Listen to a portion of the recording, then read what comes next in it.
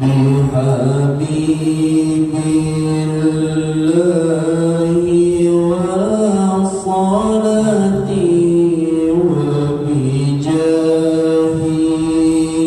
من يدي سمائي وصلاة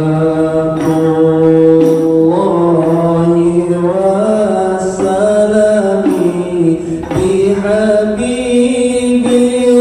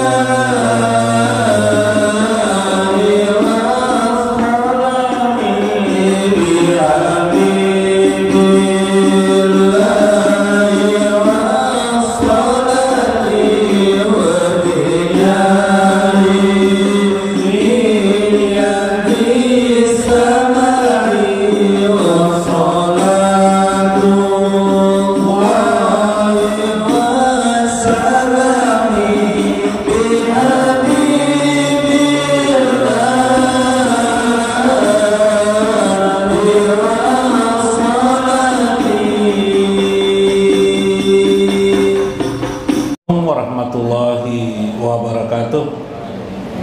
Bismillahirrahmanirrahim. Bismillahil malikil qudusis salam. Bismillahil azizil hakim. Wassalatu wassalam ala sayyidina wa nabiyina Muhammad wa ala alihi wa sahbihi ajmain. Fa inna insyaallah ab'asuli kitabi Syekh Ibnu Athaillah Al-Hikam wa nafa'ana bihi wa ulumi bidarain, amin ya rabbal alamin. Mudah-mudahan melewati saluran Syekh Ibnu Athaillah keberkahan bagi kita dalam hidup ini. Mudah-mudahan keberkahan juga bagi anak istri kita, rumah tangga kita, kebun-kebun kita. Apa yang kita raih dalam hidup ini menjadi keberkahan kita di dunia dan untuk akhirat kita. Mudah-mudahan yang sedikit menjadi makin berkah dan bersama baginda Rasulullah SAW, amin ya rabbal alamin. Laula jamilu satrihi lam yakun amalun ahlan lil kabuli. Laula, andaikan bukan, andaikan tidak, jamilun, jamilu satrihi atau sitrihi, andaikan bukan karena jamilun keindahan, jamilu satrihi tutup yang ada pada keindahan Allah, lam yakun amalun ahlan dikabuli, tidak mungkin amal seorang hamba itu lil kabuli akan diterima oleh Allah Subhanahu wa ta'ala. Jadi saya ulangi, andaikan bukan karena adanya tutup, yang tutup itu jamilun, indah, maka tidak mungkin ada amal-amal soleh dari seorang hamba apapun juga akan diterima oleh Allah Subhanahu wa ta'ala. Bahasa lainnya, andaikan dibuka tutup itu, Allah juga maha qahar, Allah maha perkasa, Allahul kabir, Allah maha sombong, maha sombong. Sementara rata-rata hamba itu ketika dia melakukan amal soleh, sombonglah di hatinya, ada perasaan hebat di hatinya, ada perasaan dia lebih unggul dari orang lain. Maka mana mungkin manusia itu bisa diterima oleh Allah Subhanahu wa ta'ala. Bukankah kita kalau habis sholat merasa perasaan bahagia? Ya kan? Rasa bahagia itu menunjukkan kita bangga, menunjukkan kita senang. Oh, saya kan bangganya bukan karena apa-apa, saya bangga bisa taat kepada Allah Subhanahu wa Ta'ala. Bukankah kebanggaanmu merasa taat kepada Allah itu berarti pengakuan dirimu adalah hebat di sisi kehidupan ini dari sesuatu yang lain. Tetap ada di hati kita perasaan-perasaan yang bersifat khofiyah. Khofiyah itu yang lembut atau yang kecil, yang halus, yang mungkin kita tidak terpikirkan sebelumnya. Coba niat sholat kita saja seringkali tersamar meskipun sudah kita ucapkan, ya kan? Usolli farda subhi rak'ataini mustaqbilal kiblati adaan lillahi ta'ala. Kita sebut di akhir kalimat lillahi ta'ala, karena Allah. Satu, kita ucapkan lillahi ta'ala. Tapi ada waktu kita sholat, kita tercampur sudah perasaan kita sebagai hamba yang taat kepada Allah. Itu saja sudah gugur, sudah kita berlawanan dengan kesombongan Allah. Kenapa? Karena sholat itu andaikan bukan karena hidayah Allah, bukan karena anugerah Allah, manan Allah, inayah Allah. Nah, banyaklah inayah, pertolongan Allah, manan Allah, anugerah Allah, karena rahmat Allah, karena hidayah Allah, tidak mungkin terjadi. Bahkan kadarnya, kekuatannya pun dari Allah Subhanahu wa Ta'ala. Bisa lah tak kerjakan? Tidak bisa. Sama aja kan seperti pencuri, habis masuk ke rumah orang, habis barang-barang orang diambil yang berharganya, bahkan keluar dari rumah orang setelah mencuri, malingnya tertawa-tertawa. Sombong enggak? Kenapa jadi tertawa? Kenapa kamu tersenyum-senyum? Temannya bertanya kan, karena saya merasa senang, merasa sedikit bangga bahwa saya dapat menghabisi harta orang tersebut. Bahkan ada suatu simpanan, si maling ini mendapatkan simpanan uang atau simpanan benda berharga yang oleh tuan rumah disimpannya sedemikian rupa. Kalau ketahuannya, misalnya di balik bantal kah, atau di dalam lemari, ada lemari kecil, di dalam lemari kecil itu dapatnya ketemu oleh si maling dari itu. Si maling pun merasa bangga, bahkan ketagihan. Maling mencuri, iya enggak? Kita sholat begitu juga karena merasa nyaman sholat, kita ketagihan sholat. Perasaan-perasaan seperti itu lantaran Allah bisatrihil jamil, tutup Allah menutupi dirinya dengan keindahannya, dibiarkan Allah saja, ya kan? Bagi orang-orang awam. Tapi kalau sudah ingin meningkat lagi, ada caranya. Nah, begitu maksudnya. Coba kita lihatlah di Syekh Syarkawi dalam tafsir beliau. Lam yakun amalun ahlan lil kabuli li annal abda muftala binajrihi ila nafsihi wa farhi bi ilmihi min haitsu nisbati ilaihi wa syuhudihi haulihi wa quwwatihi alaihi. Engkau bisa perhatikan, disebabkan seorang hamba itu selalu merasakan pada dirinya itu binajrihi ila nafsi, selalu manusia itu melihat dirinya, pastinya melihat dirinya. Bahkan kadang-kadang setelah melihat dirinya melihat orang lain. Ini kacaunya kan, setelah melihat dirinya saja sudah bermasalah, apalagi dia melihat orang lain. Apa yang dilihatnya? Ila nafsi wa farhi, dia pun merasa gembira, merasa bangga dia dapat melakukan kebaikan atau semacam sholat, zakat.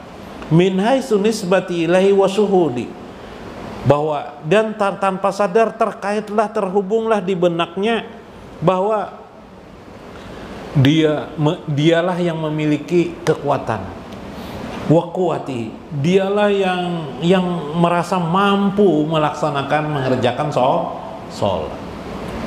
Subhan. Iya enggak? Perasaan itu timbul enggak? Timbul.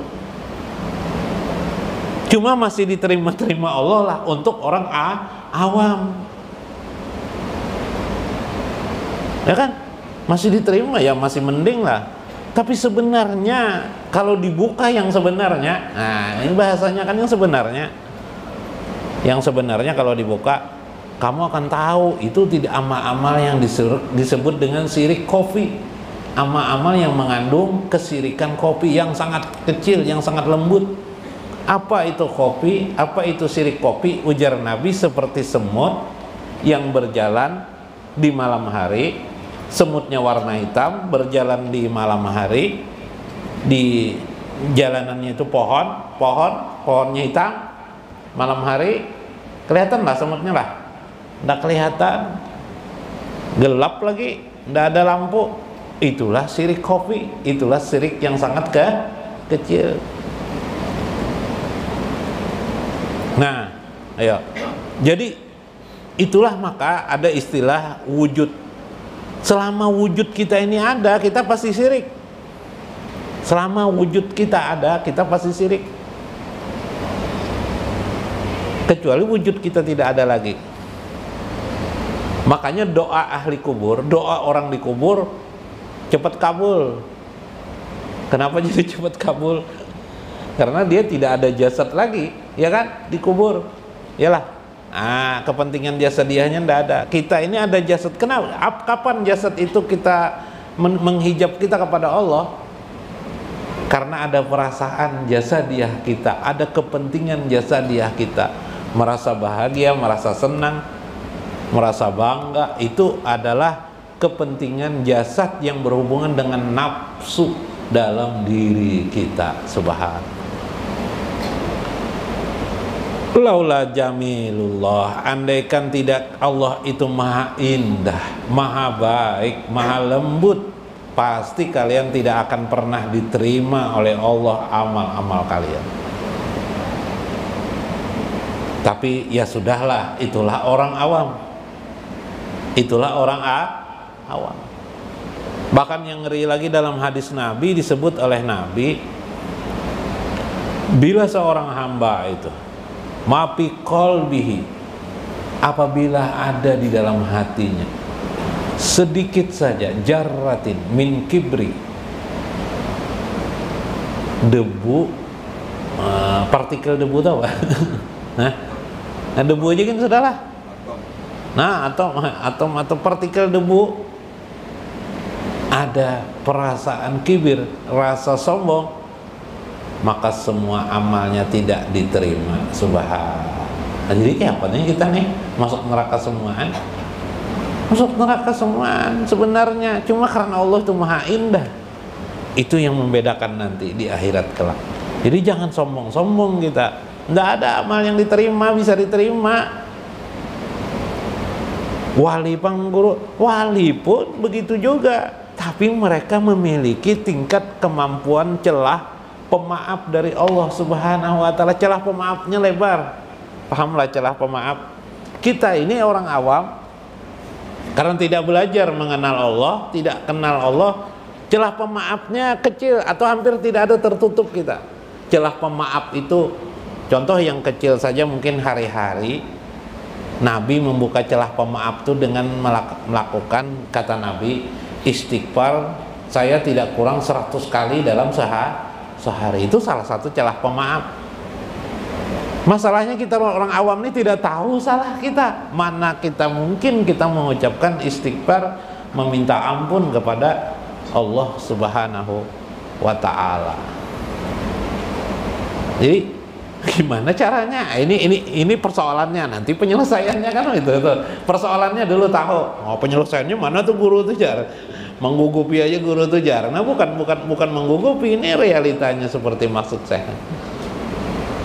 Nanti penyelesaiannya. Nah, maka itulah manfaat kita belajar. Orang belajar itu tuh manfaatnya bukan untuk tinggi-tinggian supaya amal diterima oleh Allah Subhanahu wa taala. Jadi bolak-balik. Jadi maka itu ada sering orang berkata syariat dan hakikat itu selalu bertentangan. Maksudnya bukan bertentangan, berhadap-hadapan. Bukan berlawanan, maksudnya berhadap-hadapan. Bukan bermusuh-musuhan, berhadap-hadapan. Dia saling ingat mengingatkan. Nah, saling ingat mengingatkan. Coba lihatlah, bentar.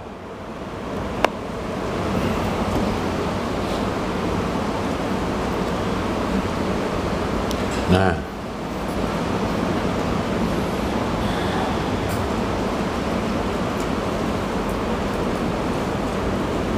nggak mau lagi. Nah, coba lihat.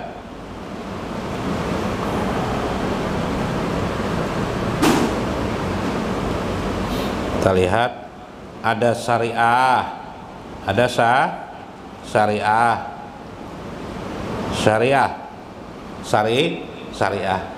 Syariah ini ada lagi ujungnya adalah hakikat.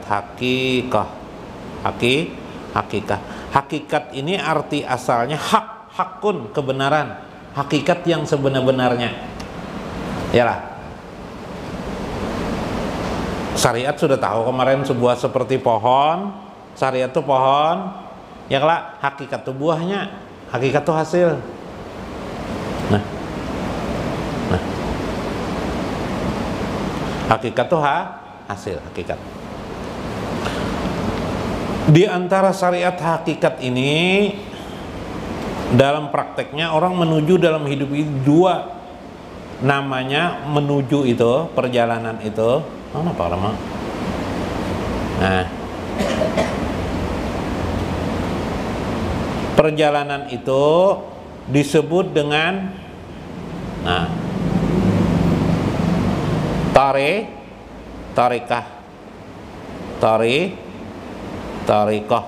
disebut dengan tarikah itu artinya jalan. Yalah, pengendalinya yang mengendalikan tarekat itu jar saya kemarin dalam Sirul Asrar, tarekat itu sama dengan cabang, batang cabang. Yalah, daunnya marifat. Nah, di sini marifatnya apa? Marifat pengendalinya. Ma'rifatun pengendalinya. Dengan marifat supaya kita mencapai hakikat.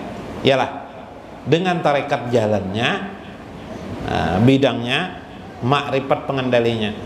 Mobilnya tarekat, ma'rifat supirnya. Nah, yalah pengendalinya. Capai hakikat. Nah, sekarang lihat. Ketika kita sholat, ya kan? Siapa yang kita sembah? Allah. Allah berhajatlah untuk disembah? Tidak. Nah, itu hakikat tuh. Allah itu berhak disembah, tapi tidak berhajat untuk disembah. Allah itu berhak dipuji, tapi tidak minta puji, tapi tidak berhajat untuk dipuji. Tapi Allah memerintahkan untuk memuji dirinya, tapi dia tidak berhajat untuk dipuji. Misal firman Tuhan, "Fasabbih bihamdi rabbika wastaghfir." Nah, itu syariat tuh. Ilmu syariat itu johir. Fasabbih bihamdi rabbika wastaghfir. Fasabbih, bertasbihlah kamu. Bihamdika, dengan memuji Tuhan. Wastaghfir, dan minta ampunlah kepada Tuhan. Di situ ada 3 hal. 1, disuruh bertasbih. Tasbih itu memuji Allah enggak? Memuji. Bihamdi, memuji Allah, itu syariat namanya. Tapi hakikat, Allah tidak perlu pujianmu. Ya lah, itu hakikat tuh. Hakikat tuh, Allah tidak perlu pujian. Bagaimana itu? Makanya kalau mengerjakan syariat tadi, ketika kita bertasbih, subhanallah, alhamdulillah, walaina. Wah, Allah ini terima kasih banget aku. Nah, salah tuh. Ya kan? Karena Allah tidak minta puji, tapi pujian itu akan kembali kepada dirimu.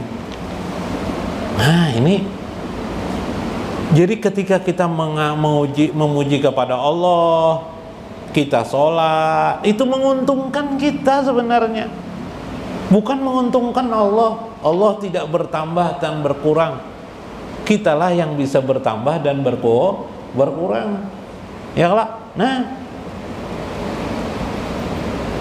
kawalah paham lah ya kan lah. Nah ini rahasianya nih, ini rahasia mengenal Allah. Makanya kita tidak boleh tadi tuh sebenarnya bangga-bangga, wah hebat aku, alhamdulillah kalau aku taat dengan Allah. Iya, kalau orang untuk awam silahkan, tidak apa-apa lah, tidak boleh juga menyalahkan orang.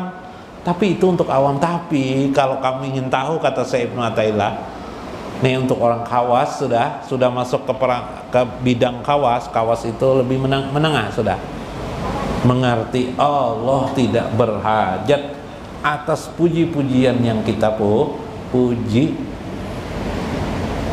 Nah itu anehnya Tuhan nih. Tapi memerintah itu untuk apa ternyata? Untuk kebaikan diri kita.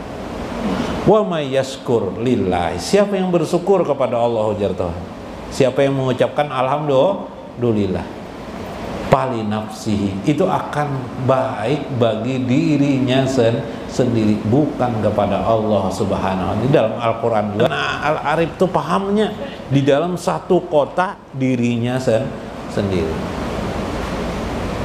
Apa ya contoh ayat atau hadis Nabi?